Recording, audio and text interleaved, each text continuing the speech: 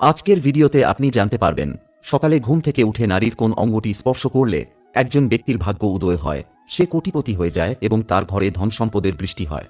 বন্ধুরা, সকালে ঘুম থেকে ওঠার পর এমন অনেক কাজ আছে যেগুলো করলে মানুষের জীবন সুখ সমৃদ্ধিতে ভরে ওঠে, এবং একই সঙ্গে এমন অনেক কাজ থাকে যেগুলো করলে মানুষের ঘরে দুঃখ ও দারিদ্র্য আসে এবং নরকের থেকেও তার জীবনে কষ্ট বেশি আসে। শাস্ত্র অনুসারে সকালে ঘুম থেকে ওঠার সাথে সাথে আয়নায় নিজের মুখ দেখা খুবই অশুভ বলে মনে করা হয়। দ্বিতীয়ত, সকালে ঘুম থেকে ওঠার পর নিজের ছায়া দেখাটাও খুব অশুভ বলে মনে করা হয়। সকালে ঘুম থেকে ওঠার পর চরিত্রহীন কোনো পুরুষ বা মহিলার মুখের দিকে তাকাবেন না। ঘুমানোর সময় কখনই ঘরের দরজার দিকে পা রাখা উচিত নয়, কারণ এটি করলে দেবী লক্ষ্মী ঘরে প্রবেশ করেন না। রাতে ঘুমানোর সময় আপনার স্ত্রীর কাছ থেকে ভালোবাসা চাইতে আপনার কখনোই লজ্জিত হওয়া উচিত নয়। ঘরের নারী খুশি থাকলে সেই বাড়িতে চিরকাল দেবী লক্ষ্মীর আশীর্বাদ থাকে। এর ফলে আপনার বাড়ি স্বর্গের মতো হয়ে যাবে এবং বৃষ্টির মতো অর্থ আপনার